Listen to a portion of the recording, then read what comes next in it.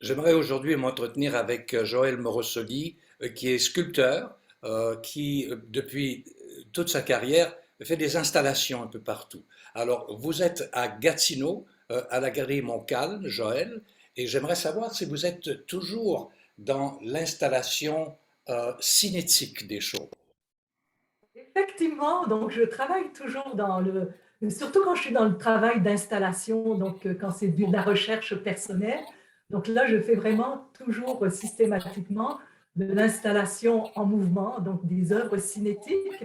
Et j'ai la grande chance et le grand privilège de travailler en collaboration avec Rolf Morosoli, qui s'occupe, lui, de l'aspect technologique.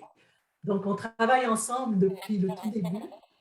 Et donc, à ce niveau-là, c'est vraiment une collaboration qui est très, très intéressante. Moi, je m'occupe plus de l'aspect conceptuel et lui, donc, de l'aspect plus technologique, que ce soit pour les œuvres installatives ou des œuvres intégrées à l'architecture.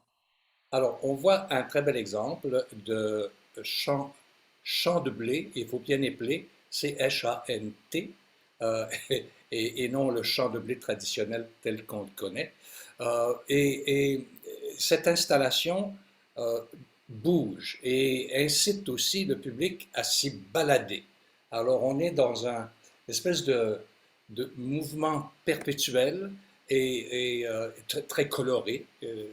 Et puis, j'aimerais que vous me racontiez un petit peu la démarche de ce projet en particulier.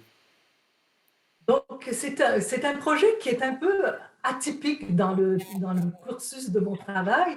C'est-à-dire que souvent, j'ai travaillé avec des notions de contrainte et d'enfermement.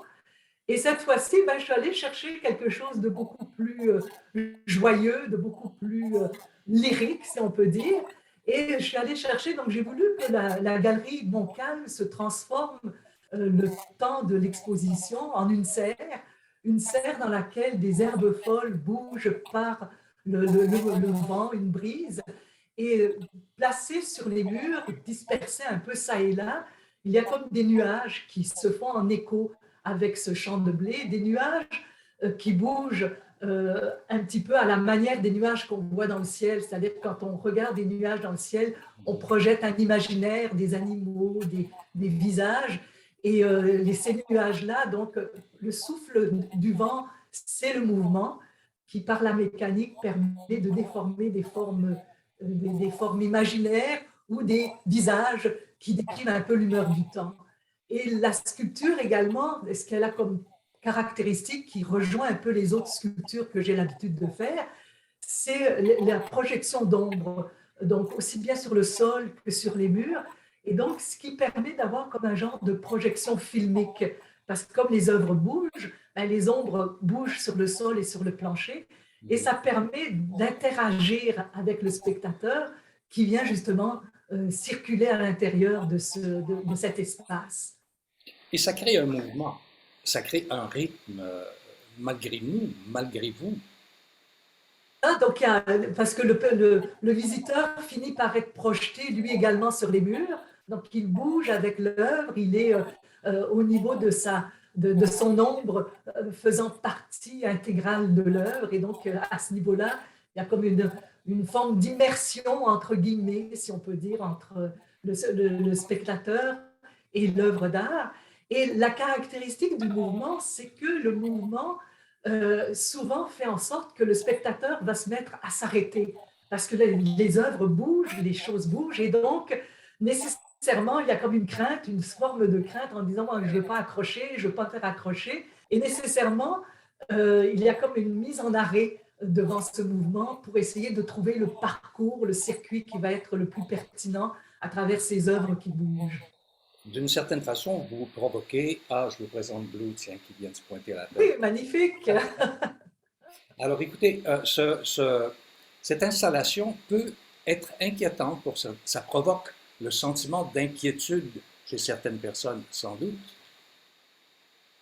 Disons que l'élément un petit peu, la sous-couche qu'il y a par rapport à cette exposition, c'est que j'ai voulu faire un paysage installation qui se veut évidemment un hymne à la nature, mais avant qu'elle ne disparaisse pour devenir un objet d'art. Donc, il y a un peu cette crainte, si on peut dire, par rapport à la planète, qui est en train petit à petit de se détériorer de plus en plus.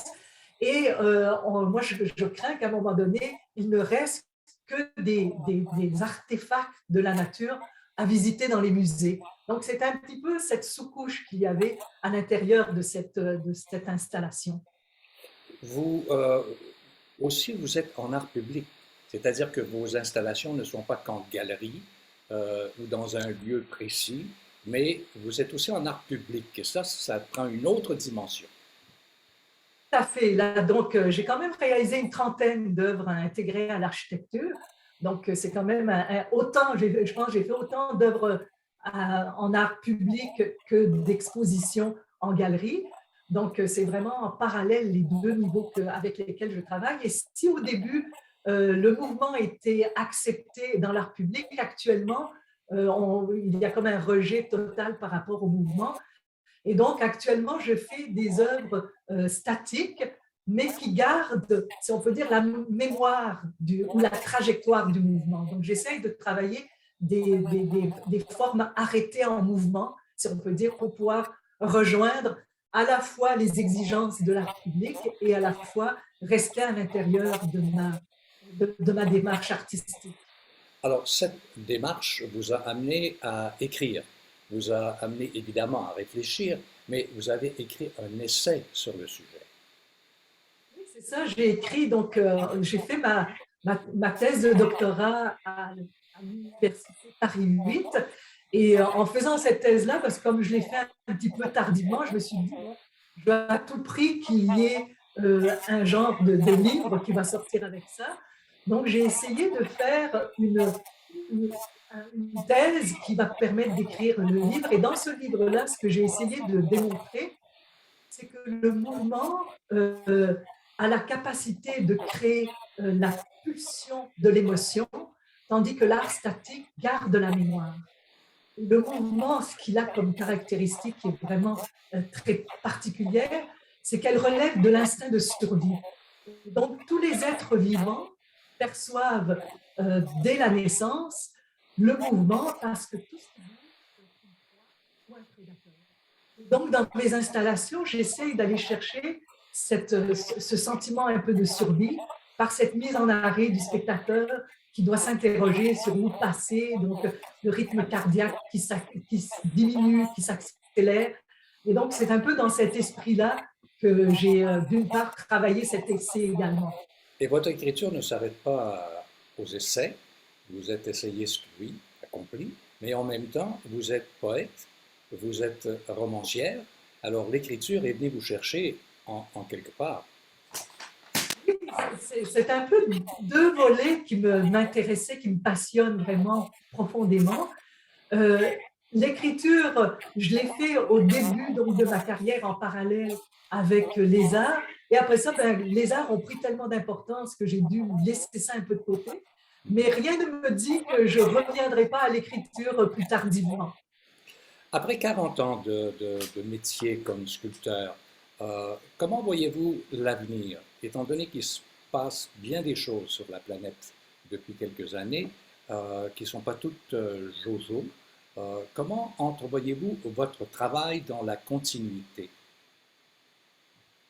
Ben, je crois qu'en tant qu'artiste, à part continuer à faire ce qui est notre passion, il est difficile de faire autre chose que ça. Et je crois que dans ce sens-là, le mouvement m'intéresse à cause de cette pulsion émotive que je ressens en moi, qui est en moi, et que je veux essayer de retransmettre.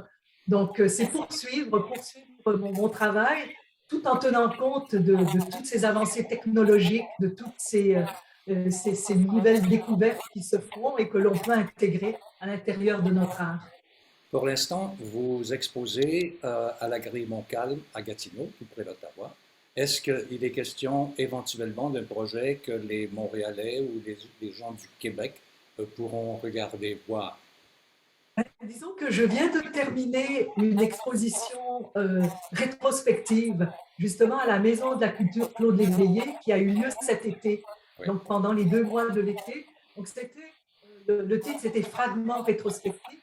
Donc, comme je fais des très grosses installations, je ne pouvais pas en mettre beaucoup, donc j'ai fragmenté les installations pour en faire une nouvelle exposition à l'intérieur des 3 salles de la Maison de la Culture Claude Léveillé. Donc pour l'instant, non, mais en janvier 2023, je devrais avoir une exposition à la galerie de Val-David, donc,